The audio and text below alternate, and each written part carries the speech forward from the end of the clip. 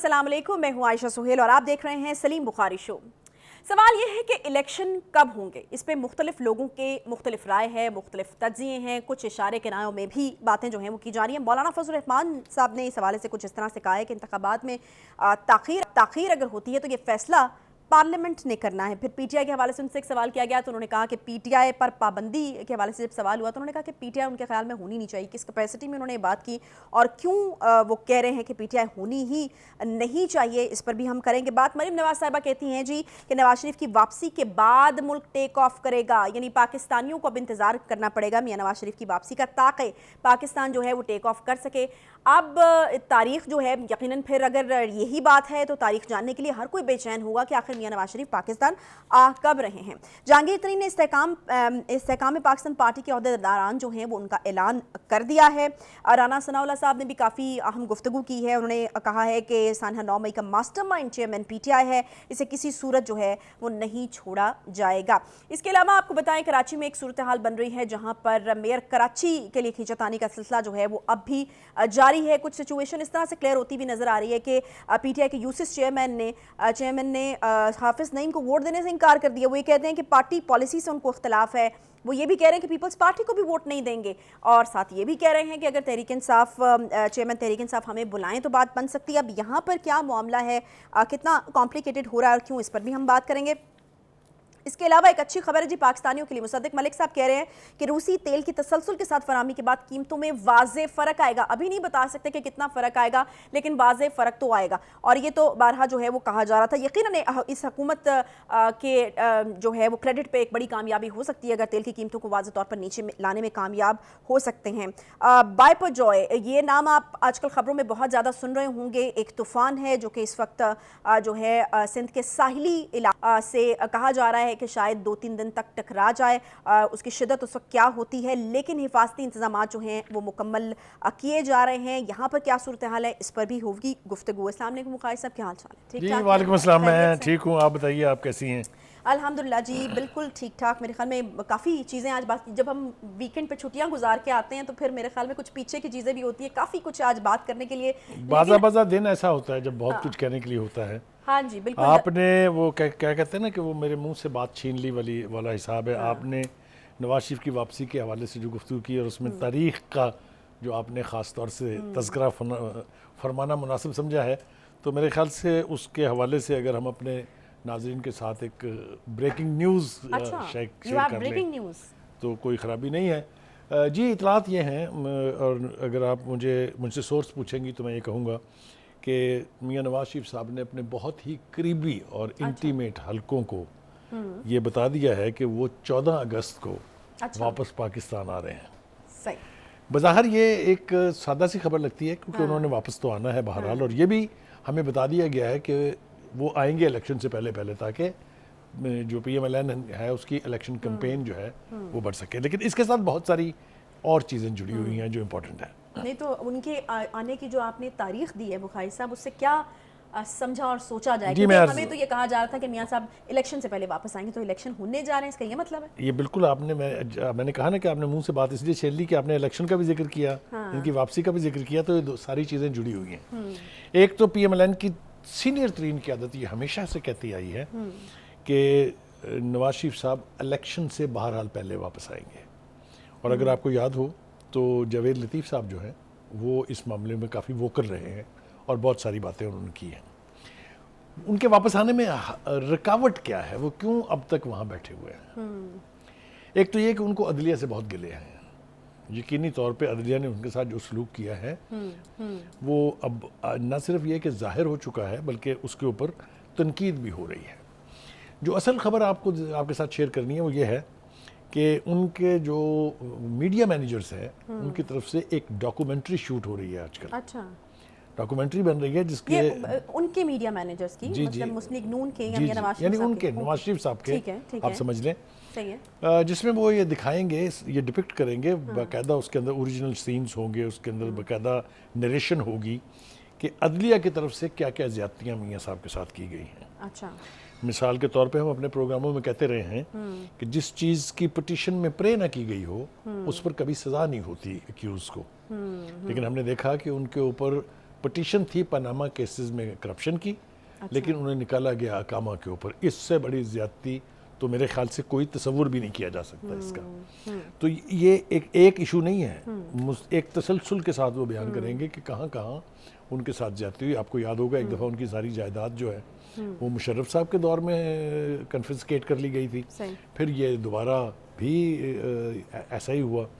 तो ये सारी जो डॉक्यूमेंट्री है मेरे ख्याल से इसके बड़े चर्चे होंगे जब ये रिलीज होगी। इसका मतलब है कि मेरे ख्याल में नून लीग ने भी शायद सीख लिया कि डिजिटल मीडिया या सोशल मीडिया की क्या है, ये वो मैंने कहा ना कि उसी से हो सकता है। जिसकी इब्तिदा की थी पीटीआई ने सोशल मीडिया हैंडलर्स के तौर पे, अब वो इदराक हो गया उधर भी कि उन्हें भी यही कुछ करना है, और ये बड़े तमतराक के साथ हो रहा है। इसको आप मेरे सादा अंदाज से मतलब आप जितने इसको धीमे इतना अल्फाज में आप इतना बयान सादा कर रहे ना हो, समझें। उस तरह ना हमने, ठीक एक है। तो ये कि पीडीएम के लिए उनके लीडर की वापसी, it's going to be an event and they will make it an event. और तारीख का इंतखाब भी मेरे ख्याल में 14 अगस्त, और 14 अगस्त जो है ये पाकिस्तान मुस्लिम लीग नून की जो स्पिरिट है उसके एतबार से अगर आप देखें तो तारीख भी कोई ऐसी गलत उन्होंने नहीं चुनी है। कहने वालों ने तो हमें यहाँ तक भी बताया कि शायद इसके हवाले से उनकी सीट भी बुक हो गई है, लेकिन हम वहाँ तक नहीं जाना चाह रहे जहाँ तक जाना वैसे ज़रूरी है। अच्छा। लेकिन ये कि बहुत ज़्यादा जिम्मेदारी के साथ जब हम बात करेंगे तो we have to guard every word that we say. सही। एक तो ये तय हो गया कि अगर नवाज शरीफ साहब के आने की बातें हो रही हैं तो इसका मतलब ये है कि इलेक्शन अपने टाइम से होंगे, ठीक है। जैसा कि दावा किया जाता रहा कि वो इलेक्शन से पहले आके पीएमएलएन की कैंपेन जो है उसको लीड करेंगे। लेकिन अगर हम इस बात को मद्देनजर रखें तो जो कुछ आज मौलाना फजल रहमान साहब ने इरशाद फरमाया लगी थी कि फिर उनकी बातों से क्या समझा वो उन्होंने ये नहीं कहा कि इलेक्शन टाइम पर नहीं होंगे। उनसे सवाल ये किया गया था कि क्या इलेक्शन पोस्टपोन करने जा रही है पीडीएम की हुकूमत, तो उन्होंने कहा कि अगर ऐसा होना हुआ या अगर ऐसा करना पड़ा तो ये इंडिविजुअल नहीं करेगा कोई, ये पार्लियामेंट करेगी। नहीं बुखारी साहब, वैसे मतलब वही वाली चीज़ है कि लोग ये जानना चाहते हैं कि आपकी राय क्या है इसके ऊपर। आपको क्या लगता है कि अगर पार्लियामेंट ये जैसे कि मौलाना फजल रहमान ने कहा कि पार्लियामेंट फैसला करेगी, अगर पार्लियामेंट ये फैसला करेगी तो उसके पीछे क्या वजूहात हो सकती हैं? इलेक्शन क्यों डिले करना चाहेगी पार्लियामेंट? देखिए, दो तीन चीज़ें हैं। पहली बात तो ये कि आपको पता है सेंसस का झगड़ा अभी तक चल रहा है। हाँ, कि क्या इलेक्शन जो है नए सेंसस के मुताबिक होंगे या पुराने नए सेंसस के मुताबिक होंगे। एक बात ये आईनी बात है, ये हवा में नहीं है। ठीक है। दूसरी लॉ एंड ऑर्डर की सिचुएशन, 9 मई अभी ज़्यादा पुराना नहीं है। 9 मई के आफ्टर मैथ्स अभी चल रहे हैं और अभी बहुत कुछ होना बाकी है। अभी लोगों के मिलिट्री ट्रायल होने हैं और होने हैं। अच्छा, ठीक है, आपने सुन लिया होगा कि फौजी अदालतों ने एजाज चौधरी साहब और महमूद रशीद साहब जो है उनको तलब कर लिया है कि आप तशरीफ ले आए इधर, इसलिए कि ये पिस्तौलों से फायर कर करके जो उस वक्त इनकलाब लाने की कोशिश कर रहे थे, उन्होंने जवाब तो देना है ना। तो बहुत कुछ इसके साथ मुंसलिक है। दूसरा है इकॉनमी, पाकिस्तान की इकॉनमी के एतबार से चूँकि अभी IMF का मुआहिदा विजिबल नहीं है कि वो होने जा रहा है कि नहीं होने जा रहा है। अगर वो नहीं होने जा रहा है तो न्यू चैलेंजेस दरपेश होंगे इस हुकूमत को, और आइन में इकोनॉमिक एमरजेंसी के जरिए 6 महीने तक इलेक्शन को मुलतवी करने का ऑप्शन मौजूद है। ठीक है, लेकिन ये जो आपने फैक्टर बताया है, ये तो मेरे ख्याल में एक दलील भी हो सकता है इस चीज़ के लिए कि इलेक्शन जल्दी करा दिया जाए, क्योंकि IMF जैसे कि आपने भी कहा था कि एक स्टेबल गवर्नमेंट के साथ मुआहिदा करना चाहेगी, जो इलेक्टेड गवर्नमेंट होगी उसके साथ जिस साल रहना है, तो उसके लिए तो फिर ज़रूरी है कि इलेक्शन जो हैं वो देखिए ना, उसके लिए ये भी ज़रूरी है कि वो रवा महीने वो मुआहिदा हो जाना चाहिए। देखिए ना, पहले कहा था कि जी वो बजट से पहले हो जाए, फिर बजट भी पेश हो गया है। बजट के ऊपर जनरल रिएक्शन भी उतना नेगेटिव नहीं है जितना लोगों का ख्याल था कि तबाही मच जाएगी, लोगों की चीखें निकल आएंगी। तो आप इसको कह सकते हैं, मोहतात तरीके से आप कह सकते हैं कि it is a balanced budget. But having said that, IMF का मुआहिदा होना बहुत ज़रूरी है, क्योंकि जैसा आपने कहा वो ठीक है कि इंटरिम गवर्नमेंट के साथ IMF कभी डील नहीं करती, और वो इलेक्ट हो के हुकूमत में आ जाने में अभी कई महीने बाकी हैं। तो उस वक्त तो 10वें मुआहिदे की बात हो रही होगी ना, अभी तो 9वां चल रहा है। एनीवे, एक तो ये हो गया। दूसरा ये कि ग्राउंड रियलिटीज़ जो हैं ये बहुत मैटर करेंगी। नए फैक्टर्स आ गए हैं। PTI की तोड़ फोड़ के बाद हमने देखा एक नई इस्तेहकाम पार्टी आ गई है। उसके हवाले से तो बुखारी साहब, उससे पहले मौलाना फजल रहमान साहब ने एक बात की जिसमें मुझे तो इख्तिलाफ है, आपकी राय इससे मुख्तलिफ हो सकती है। वो कहते हैं, उनसे सवाल हुआ PTI पे पाबंदी के हवाले से, तो उन्होंने कहा कि मेरा तो ख्याल है कि PTI को होना ही नहीं चाहिए। तो ये मतलब आपको क्या लगता है कि किस कैपेसिटी में ये उनकी ज़ाती राय देखिए, समझ के इसके इसको छोड़ दिया जाए दो या आस्पेक्ट दो आस्पेक्ट है। एक तो इमरान खान साहब ने जब से वो इक़्तिदार में आए हैं मौलाना की बहुत तज़लील की है उन्होंने, तज़हीक की है उन्होंने। आपको मालूम है वो किस नाम से पुकारते थे उनको, आपको मालूम है किस नाम से नारे लगवाते थे बेशर्मों की तरह जलसा आम में, ठीक है ना। अगर उधर से जवाबा गज़ल आती तो आपको पता है ना क्या कहना था उन्होंने, वो जिसकी सज़ा संसारी होती है, ठीक है, लेकिन उन्होंने वो ऑप्शन इस्तेमाल नहीं किया। तो एक तो मैं समझता हूँ कि ये मौलाना का जो रिएक्शन है ये इसलिए अंडरस्टैंडेबल है कि उनके साथ पीटीआई और पीटीआई की लीडरशिप और ख़ास तौर इमरान खान ने बहुत ज़्यादतियाँ की हैं। अच्छा, ठीक है, तो ये एक तो उनकी ज़ाती राय हो सकती है, ठीक है, जो उन्होंने ये कहा है ना कि इसका तो वजूद ही नहीं होना चाहिए, लेकिन उन्होंने आगे इसको क्वालिफाई भी किया है। वो ये कहते हैं कि मोदी के साथ मिलकर जिस तरह कश्मीर का कबाड़ा किया गया है, जिस तरह बिल्कुल एक सूरत हाल को यकसर यू टर्न के ज़रिए तबाही कर दी गई है, जिसकी वो तफसील तलब मामला है, किसी वक्त किसी प्रोग्राम में हम कश्मीर के ऊपर भी बात करेंगे। तो उनके जो जवाज़ हैं वो अपनी जगह है। अब आ जाइए जहाँ मैं आपको लाना चाह रहा था, जो आपने इंतहाई कामयाबी से मुस्कुराते हुए उसको बात को पलट दिया। जी, सूरत हाल ये है कि पीटीआई की तोड़ फोड़ के बाद एक नई पार्टी वजूद में आ चुकी है, इस्तेहकाम पाकिस्तान पार्टी। लेकिन मेरा ख्याल है इससे आगे कि हम इस पर तबसरा करें, पहले हम थोड़ा सा ग्राउंड सिचुएशन का जायज़ा ले लेते हैं कि रियलिटीज़ हैं क्या ग्राउंड पे। 2018 के इलेक्शन के बाद क्या सूरत हाल थी। देखिए, पीएमएलएन के पास थी 35% सीट्स, अच्छा, पीटीआई के पास थी 45% सीट्स, और बाकी पीएमएलक्यू, पाकिस्तान पीपल्स पार्टी और इंडिपेंडेंट, इनके पास थी 20% सीट्स। तो ये 100% का ब्रेकअप है, ठीक है। लेकिन अब जो नई सूरत हाल बन गई है, चूँकि जो पीटीआई की स्ट्रेंथ थी वो डिवाइड हो गई है, एक नया फैक्टर आ गया है, तो ज़रा उसकी तरतीब अब सुन लीजिए। पीएमएलएन के लिए तो सूरत हाल में इतनी भर भी फ़र्क नहीं है, वो 35% पर ही खड़े हैं। अच्छा, वो वही है। हाँ, अभी हम उसके बारे में मतलब उसके बारे में बाद में करेंगे। हम मान लेते हैं, अच्छी बात है। हाँ, हम मान लेते हैं कि उनको कोई बेनिफिट नहीं मिला इससे, जो ये पीटीआई की तोड़ फोड़ हुई है, ठीक है। जो पीटीआई की सूरत हाल है इस वक्त, वो 45% से 20 और 25 के दरमियान रह गई है। अच्छा, ठीक है। जो टीएलपी है वो एक नया फैक्टर बन के आएगी। आपको याद है 2018 के इलेक्शन में भी न सिर्फ ये कि वो चंद सीटों से जीत गए, बल्कि बहुत सारी सीटों पर वो सेकंड लार्जेस्ट वोट गेटर्स थे। ठीक, हमारे सामने है ना सूरत हाल। तो 15% के करीब वो सीटें ले जाएंगे पंजाब से। सही है। और पीपल्स पार्टी जो बिल्कुल सुकड़ गई थी, वो भी 15% सीटें ले जाएगी। अच्छा, ये पीपल्स पार्टी का एक बड़ा गेन है। तो ये एक सूरत हाल है जो हमने पेश कर दी है। आई होप के जो हमारे नाज़रीन हैं वो इसको समझ पाएंगे और इसको और ज़्यादा खोल लेंगे वो आपस में। अच्छा बुखारी साहब, मुझे ब्रेक पर जाना है। एक इंपॉर्टेंट स्टेटमेंट चूँकि राना साहब की है, मैंने कहा उसको ज़रा मैं समेट लें, और वो ये कि सानिया 9 मई का मास्टरमाइंड चेयरमैन पीटीआई, क्या इशारा दे रहे हैं वो खान साहब की गिरफ्तारी का? देखिए, गुजारिश ये है कि खान साहब खुद ये बात इतनी बार कह चुके हैं कि मेरे बाद पार्टी वो चलाएंगे, मुझे इन्होंने गिरफ्तार करना है, मुझे इन्होंने नाहल करना है। वो तो कयास राइयां है ना, यहाँ पे तो फैसला। अच्छा, अगर बात खान साहब की है तो वो कयास राइयां हैं, जो बाकी जो है वो डिवाइन ट्रुथ है। देखें, ये बात का रिएक्शन होता है। There is a action and there is a reaction. अच्छा, ये उसका रिएक्शन है। ये चूंकि उन्होंने इतनी दफा कहा है कि शाह महमूद पार्टी चलाएंगे, अच्छा, बहुत से लोगों को शटअप कॉल दी, बहुत से लोग इसीलिए छोड़ भी गए हैं खान साहब को, क्योंकि वो शाह महमूद के साथ काम करने के लिए तैयार नहीं है। अच्छा, ठीक है। तो एक बात और, यहाँ पता नहीं आपके पास टाइम है या वापस आके बात करेंगे इसके ऊपर? वापस आके भी कर सकते हैं। हाँ, मेरे ख्याल से वापस आके करते हैं, क्योंकि वो लंबी हो जाएगी ना। एक छोटा सा ब्रेक लेते हैं जी, ब्रेक के बाद वापस आते हैं साथ में।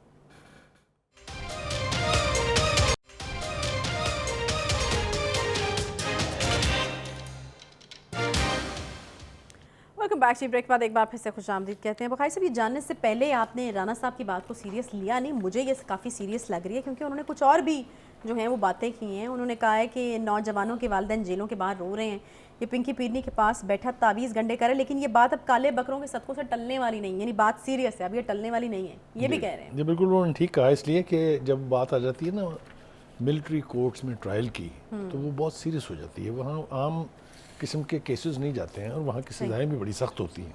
ये तो बुखारी साहब, अब ये सवाल ख़त्म हो गया इस करारदाद के मंजूर होने के बाद, जो कौमी असम्बली से मंजूरी की आर्मी एक्ट के तहत होना चाहिए, नहीं होना चाहिए? हाँ, मेरे ख्याल से इस बहस को तो अब ख़त्म हो जाना चाहिए, इसलिए कि हर तरफ से ये इशारा नहीं बल्कि वाज़ेह तौर पे बता दिया गया है कि वो लोग जो उस कभी फिल्म का हिस्सा थे उनके केसेस मिलिट्री कोर्ट में ट्राई होंगे और उनको सीरियस सजाएं दी जाएगी। हर तरफ से मुतालबात आ रहे हैं, आप देख रहे हैं रैलीज निकल रही हैं, लोग विजिट कर रहे हैं, मियाँ वाली एयर बेस भी गए हैं, कोर कमांडर का घर कई दफ़ा जो जिना हाउस है उसको भी देखिए।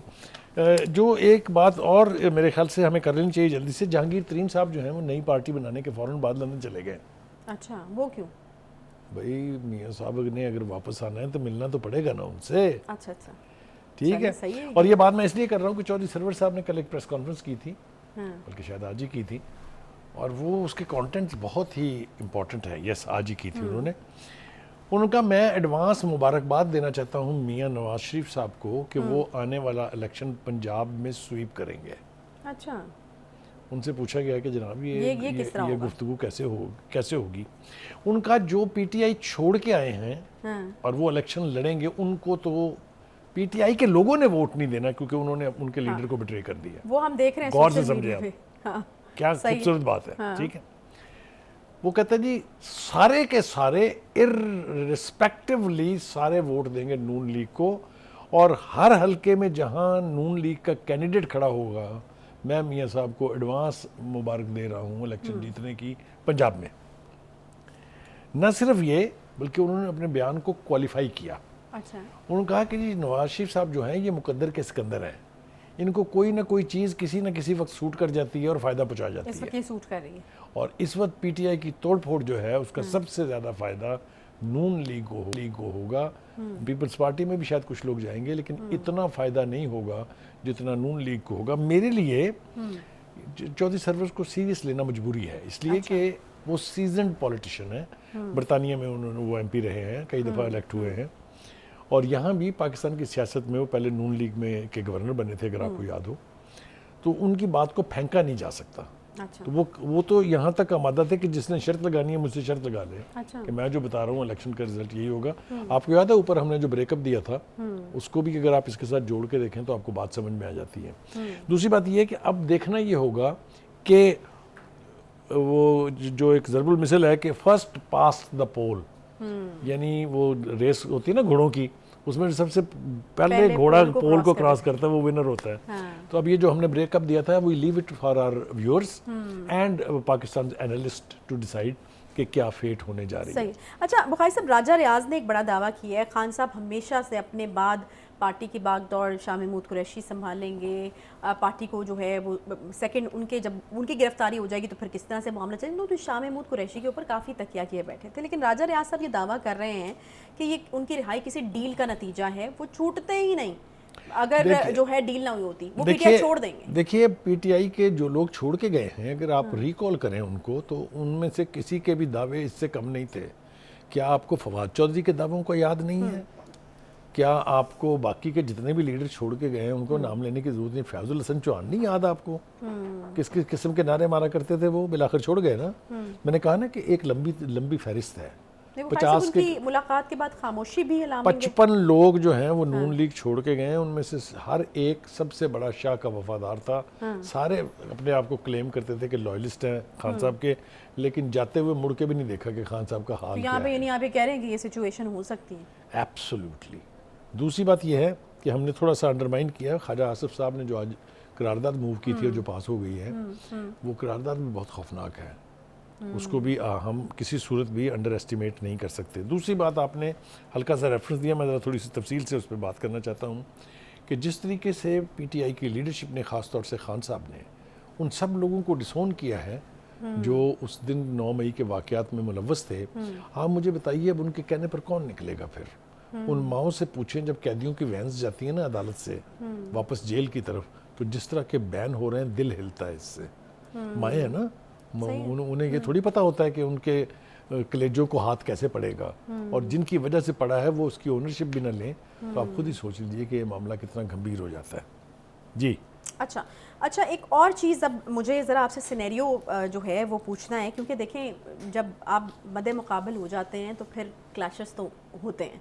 अब ये जो हुकूमती इत्तेहाद था, अब मेरे ख्याल में ठीक है पीटीआई के साथ जो होना था वो हो गया। अब ज़रा इस तरफ आ जाएं कि अब इलेक्शन होगा तो यहाँ पर कौन किसके मद्दे मुकाबल, और फिर जो है कंपैटिटर्स किस तरह से उभर कर सामने आएंगे, कहाँ पर फूट डलेगी, कहाँ पर क्लैश होगा, ज़रा इसकी थोड़ी पिक्चर जो है वो हमें क्लियर कर दें कि इस हुकूमती इत्तेहाद में अब क्या फूट पड़ने वाली है। देखिए इसके लिए हमें दो सिनारियो सामने रखने पड़ेंगे। एक सिनारियो वो था जब पीटीआई फुल ताकत के साथ मैदान में थी, उस वक्त ये सारे हाथ जोड़ के एक दूसरे के पीछे खड़े होने के लिए तैयार थे, इसलिए कि दुश्मन या मुखालिफ जो है वो तगड़ा था।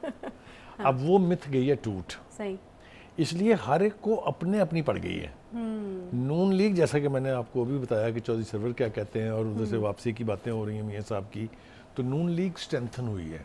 नून लीग ये समझती है पहले से, और आपको याद है कि बड़ा अरसा लगा उनको ये मिथ से थोड़ा सा हटने के लिए कि पंजाब उनका हार्ड, वो क्या कहते हैं उसका गढ़ है, याद है ना, मुस्लिम लीग नवाज का गढ़ है पंजाब, तो वो वापस उसी फीलिंग पर आ रहे हैं कि ये तो हमारी जू है, यहाँ तो हम बेहतर परफॉर्म करेंगे। लिहाजा वो जो सीट एडजस्टमेंट की बात हमने सुनी थी पीपल्स पार्टी और नून लीग के बीच, ख़ास तौर से जनूबी पंजाब के इलाके में, वो अब मुझे पॉसिबल होती दिखाई नहीं दे रही। मेरा ख्याल ये है कि दोनों ही धड़े नवाज शरीफ साहब और उनकी पार्टी और पीपल्स पार्टी और जरदारी साहब अपना अपने बाजू आजमाएंगे। पंजाब में से ही जो बेहतर परफॉर्म करेगा सीट एडजस्टमेंट वही, मेरा नहीं ख्याल कि सीट एडजस्टमेंट, क्योंकि आज जो जावेद लतीफ़ साहब है उन्होंने इसकी पॉसिबिलिटी को यकजुम्बश कदम कर दिया है कि कोई इस किस्म की चीज़ जो है वो होगी। जी सही।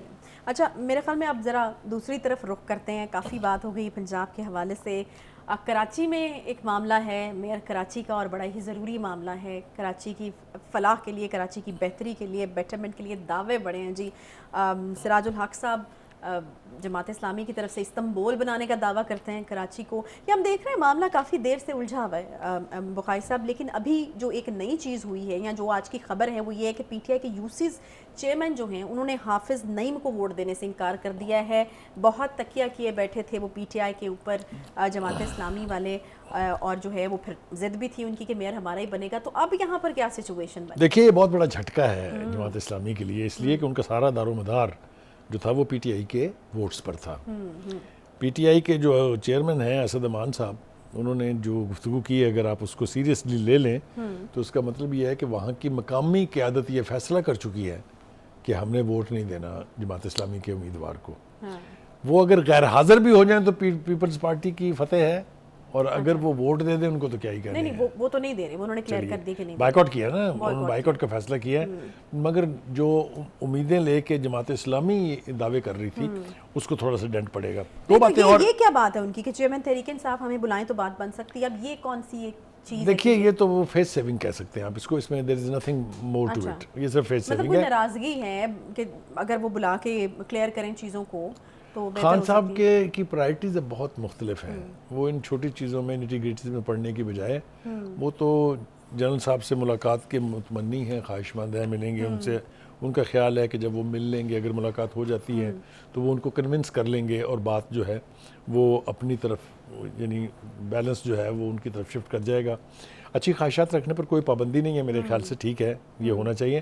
लेकिन एक बात की वजाहत करना ज़रूरी है। सईद गनी साहब ने आज अपनी एक प्रेस कॉन्फ्रेंस में ये कहा कि जमात इस्लामी के मेयर्स की कोई अच्छी तारीख नहीं है, ये मेरे ख्याल से हकायक पर मबनी नहीं है ये। अच्छा। दो जो अब्दुस्तार अफगानी और नेमतुल्लाह खान जो दो मेयर थे जमात इस्लामी के, उनके दौर में होने वाला काम आज भी मिसालें दे के न सिर्फ साबित किया जाता है बल्कि रिकॉल किया जाता है। सही। तो ये जो है, ये उनके स्टेटमेंट की कंट्राडिक्शन तो मैं नहीं कहूँगा, लेकिन मेरे ख्याल से वजाहत बहुत ज़रूरी थी जो कि मैंने कर दी है। लेकिन कराची के मेयर के लिए इस वक्त कोशिशें बहुत खौफनाक हद तक जा चुकी हैं। पीपल्स पार्टी समझती है ये उनके लिए प्रेस्टीज का मामला है। उनका ये आर्गूमेंट ये नहीं है, वो ये नहीं कहते कि हमारी प्रेस्टीज का मसला है, वो कहते हैं कि जी पिछले लोगों ने कराची के साथ इंसाफ नहीं किया। सही है। और वो इंसाफ इसलिए नहीं हुआ कि हुकूमत कोई और होती थी, मेयर किसी और पार्टी का होता था। अच्छा। उनका ये ख्याल है, और बात ढंग की है। सही। कि अगर मेयर भी उसी जमात का हो जिसकी हुकूमत है तो फंडिंग हासिल करने में और फैसिलिटेशन में आसानी हो जाती है। ये लॉजिकल बात है, इसको इस हद तक तो मानना चाहिए। लेकिन इसका ये मतलब नहीं है कि ये अचीव करने के लिए आप जो आपके दिल में आए करें। तो ये जिसको पंजाबी ज़बान में कहते हैं ना कि ये पेड़ पड़ेगा अभी, इट्स नॉट दैट इजी। और मेरे ख्याल में बुखारी साहब कराची के लोगों की ख्वाहिश होगी कि मेयर वही बने जिसके हाथ में कम से कम इख्तियारात हो। हाँ, मेरे ख्याल से सारी चीजें वो बहुत हो। लॉजिकली आपकी बात बिल्कुल ठीक है, ऐसा ही होना चाहिए जी। एक ब्रेक ले लेते हैं यहाँ पे जी, ब्रेक लेते हैं। एक ब्रेक के बाद वापस आएंगे तो एक खुशखबरी है हमारे पास, अच्छी खबरें भी जो है वो हमने कहा कि अपने व्यूअर्स को देनी चाहिए, तो वो देंगे। एक छोटे से ब्रेक के बाद साथ रहिए।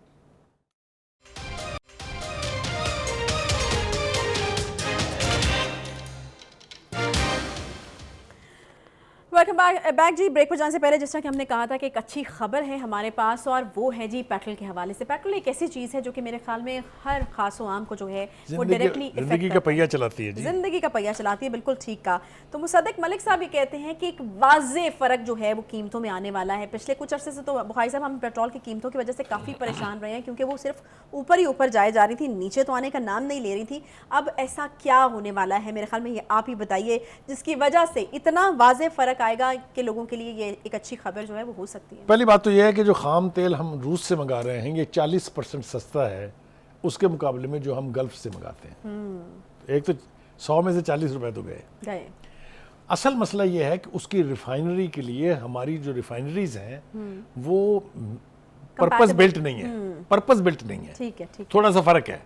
लिहाजा हम ट्राई ये कर रहे हैं कि 85% गल्फ का खाम तेल और 15% रूस का मिला के उसको रिफाइन करने का एक्सपेरिमेंट करने जा रहे हैं। अच्छा, अगर तो ये एक्सपेरिमेंट कामयाब हो जाता है तो फिर ये साइकिल बन जाएगा और यकीनी तौर के ऊपर पेट्रोल की कीमतों पे फर्क पड़ेगा, सस्ती होंगी। सही। और अगर ये 100% हम रिफाइन करना शुरू कर दें तो फिर तो क्या ही बात, फिर तो मौजें हैं कौम की। अच्छा, यानी उसके बाद फिर और वाज़े फर्क जो है वो नजर इसलिए कि इसके साथ आपकी बिजली सस्ती होगी। हाँ, मैं यही पूछने इसके लगी साथ थी कि माज़ी में जब पेट्रोल बढ़ता है तो हर चीज की कीमत आसमान के साथ, आपकी एग्रीकल्चर प्रोडक्ट सस्ती होगी। अच्छा, आपकी मशीनरी जो इंडस्ट्री है उसके ऊपर बहुत पॉजिटिव फर्क पड़ेगा। तो एक बहुत ओवरऑल फर्क हो जाएगा। हमारे यहाँ जिस चीज के दाम बढ़ जाए वो नीचे आते नहीं। आप बहुत सुहाने ख्वाब दिखा रहे हैं लोगों को। करेक्ट, लेकिन ये भी आप जानती हैं कि चाहे वो डॉलर हो उसकी कीमत बढ़े या पेट्रोल की कीमत बढ़े तो उससे कीमतें और बढ़ती हैं। अगर ये नीचे आएंगी कीमतें तो लामोहला इसका ट्रिकल डाउन इफेक्ट जो है वो आपकी जुबान मुबारक करे। पिछले दिनों 20 रुपए कम हुआ है, कुछ कम नहीं हुआ इसके साथ। देखिए ये इसलिए कि ये अभी एक्सपेरिमेंट भी तो नहीं हुआ ना, ये तो नया एक्सपेरिमेंट होने जा रहा है ना। हम कोई चीज़ जो सस्ती खरीद ही नहीं रहे हैं तो वो तो सस्ती नहीं होगी ना, वो तो कम नहीं हो सकती। वो तो इन्होंने सब्सिडी दे के आसान किया है एक, ताकि जो लोग मुखालफत कर रहे थे हुकूमत की वो थोड़ी सी कमी आए। बिजली में फर्क पड़ेगा, में फर्क पड़ेगा। एब्सोल्युटली। आप दुआ ये करें कि हमारी रिफाइनरीज जो है उस रूसी तेल को रिफाइन करने की कैपेसिटी अब बना लें या उसमें से निकल आए, फिर मौजे हैं। सही। लेकिन ये तय है कि जिस शक्ल में भी ये आ रहा है ये 15% जो है 85% के साथ मिक्स होके रिफाइन हो जाएगा और यूजेबल हो जाएगा। उससे भी बहुत बड़ा इम्पैक्ट पड़ने जा रहा है, क्योंकि ये 15% की कॉस्ट तो 40% कम है ना। शायद एक्सपेरिमेंट भी जो है वो काफ़ी हद तक कामयाब हो चुका है, इसीलिए तो कहा जा रहा है। वज़ीर आज़म शहबाज शरीफ साहब ने बल्कि कहा है कि एक और वादा पूरा कर दिया है, तो इसका मतलब है कि हम वी आर वेरी क्लोज। हाँ, मतलब मैं देखें वो उनसे पूछा किसी ने, मुसद्दिक मलिक साहब प्रेस कॉन्फ्रेंस कर रहे थे इसी हवाले से, तो उसने कहा अभी आपको ये बताना कि ये पेट्रोल कितने रुपए लीटर सस्ता होगा या महंगा होगा, महंगा तो नहीं होगा, खैर सस्ता होगा। कहता है ये अभी पॉसिबल नहीं है। अच्छा। Let us go through this exercise of refining this oil, उसके बाद ये डिटरमिन होगा। लेकिन उन्होंने ये कह दिया कि कीमतों में एक बड़ा फर्क आएगा, जिसकी वजह से मैंने कहा कि खुशखबरी जो है वो तो बिल्कुल आएगा। और मैं आपको बताऊं इस हुकूमत के पास इसके सिवा कोई चारा नहीं है कि जिस कदर एनर्जी सस्ती कर सकते हैं वो चाहे जो भी करें इसके लिए। जिस तरह ऑयल अपने गैस हमने अभी उज़्बेकिस्तान से ली है, आप देख लेना वो पाइपलाइन का मुआहदा जो हुआ है वो अगर आ जाती है बहुत फ़र्क पड़ेगा। ईरान गैस पाइपलाइन का मंसूबा अगर रिवाइव हो जाए तो आपके दुखड़े दूर सारे। अच्छा। 55,000 मेगावाट बिजली पैदा कर सकते हैं आप, 4 रुपए पर यूनिट। बाकी इससे ज्यादा मैं कुछ कहना नहीं चाहता। तो हो जाना चाहिए। अब तो गैस का भी स्केड्यूल आ गया। अगर हमने अपने अंडे अमेरिका की टोकरी में ही रहने देने हैं तो फिर नहीं होगा। अच्छा। थोड़ा सा इंडिपेंडेंटली चले हम। हमारे सामने मिसालें बेपनाह मौजूद हैं जिन्होंने इंडिपेंडेंट पॉलिसीज फॉलो करके अपने मुल्क की बेहतरी की है। Iran is one excellent example of that, जिन्होंने सेल्फ रिलायंस अपनाई है, गैर मुल्की इमदाद और ग्रांट के ऊपर से इन्हिसार ख़त्म किया है। हम दुआ करते हैं कि हम भी उसी सिमत में चलें कि अपने वसाइल, हमारे वसाइल कम नहीं है, मैंने आपको बताया ना कि अगर हमारी सारी इकोनॉमी डॉक्यूमेंटेड हो जाए तो हम दुनिया के बड़े ममालिक को कर्ज दें, इतनी बड़ी इकोनॉमी है हमारी। वसूख से कह रहा हूँ और चैलेंज करता हूँ कि मेरी बात को कोई गलत साबित करे। सही है। अच्छा बुखारी साहब, अब अच्छी खबर तो थी लेकिन एक थोड़ी सी ज़रा परेशान कुन खबर भी है मेरे ख्याल में, उसके हवाले से भी बात कर ली जाए। एक तूफ़ान है जिसके हवाले से हम देख रहे हैं कि इस वक्त हर वक्त बात हो रही है कराची में, तो बल्कि बहुत ज़्यादा लोग चूँकि इसे उस तरह से इफ़ेक्टेड हैं कि वहाँ पर बिल बोर्ड्स उतारने के लिए कह दिया गया है, वहाँ पर साहिली पट्टी के साथ जो घर हैं वो खाली कराने शुरू कर दिए हैं, डिफेंस के जो मकीन हैं उनको भी वार्निंग जारी कर दी है, और फिर जो और इलाके हैं वहाँ पर भी जो है इनखला का अमल जारी है। तो मुझे बताइएगा कि इसकी सिचुएशन क्या बन रही है, आप इसके ऊपर अभी मुझे काफ़ी डिटेल्ड इन्फॉर्मेशन। पहली बात तो यह है कि इस हवाले से जो एफर्ट सिंध के चीफ मिनिस्टर किए हैं उसको सराहना बहुत ज़रूरी है। सही, ये पहली दफ़ा मुझे ये फील हो रहा है कि in anticipation of A disaster बर वक्त काम शुरू हो गया है कि अभी हम अफेक्ट नहीं हुए हैं तो वहाँ से इनखला की बातें भी हो रही हैं। चीफ मिनिस्टर साहब हर एक जगह खुद भी पहुँच रहे हैं। एक तो ये, दूसरी बात ये कि एक मैं और आप जो गुफ्तगू कर रहे थे जिसका आपने हवाला दिया, वो मेरे ख्याल से हम अपने नाज़रीन से शेयर कर लें कि ये तूफ़ानों के नाम कैसे पड़ते हैं। मैंने आपसे पूछा था कि ये बाइपर जॉय क्या है, ये क्यों रखा? ट्रीना, कभी मारिया, कभी फलां तूफ़ान। होता ये है कि इंटरनेशनल सैटेलाइट सेंटर्स हैं जहाँ पर मॉनिटर होती हैं यानी स्टॉर्म्स की एक्टिविटीज़, पूरे जितने भी ओशंस हैं उन सब की। तो जो ऑपरेटर बैठा होता है ना, जो उसका पहला नोटिस लेता है जब तूफ़ान की बनने का, ये हर तूफ़ान का नाम उसके नाम पे रखा जाता है। अच्छा, तो ये जो है तूफ़ान के हवाले से जो है ये नाम जो है ये सबसे पहले उसको नोटिस करने वाला जो स्क्रीन के ऊपर नोटिस कर रहा है, ये उसका नाम के ऊपर ये होती है। एक तो ये वजाहत बहुत जरूरी थी। मेरा ख्याल है कि अब हम बता दें कि ये कितना खतरा है पाकिस्तान को, क्योंकि टाइम बिल्कुल खत्म। देखिए, गुजारिश ये है कि अभी तक जो हम सुन रहे हैं वो ये है कि ये कुछ इलाकों को टच करेगा पाकिस्तान के, लेकिन मुकम्मल तूफान नहीं बल्कि उसका इम्पैक्ट जो है वो सिजावल डिस्ट्रिक्ट है, खुद चीफ मिनिस्टर साहब ने भी कहा है जहां पर, लेकिन सबसे ज्यादा डेंजर जो है वो हिंदुस्तान के गुजरात डिस्ट्रिक्ट को सही है। यानी पाकिस्तान अभी भी जो है, अल्लाह ताला हमें दुआ करनी चाहिए कि अल्लाह ताला करम करे ये अजाब हमसे टली जाए तो बेहतर। बहुत शुक्रिया बुखारी साहब, आज के प्रोग्राम का वक्त फिलहाल खत्म हुआ। आज इंशाल्लाह ताला आपसे कल मुलाकात होगी। ख्याल रखिए, तब तक के लिए अपना अल्लाह।